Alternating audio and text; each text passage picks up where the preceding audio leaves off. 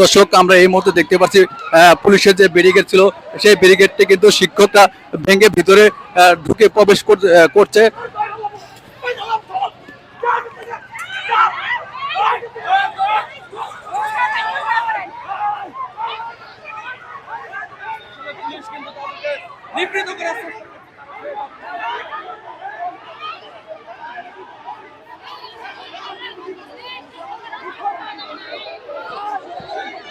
দর্শক, আমরা এখন দেখতেছি পুলিশ কিন্তু তাদেরকে শিক্ষকদের বাধা দিচ্ছে, তাদেরকে বাধাগ্রস্ত করতেছে যাতে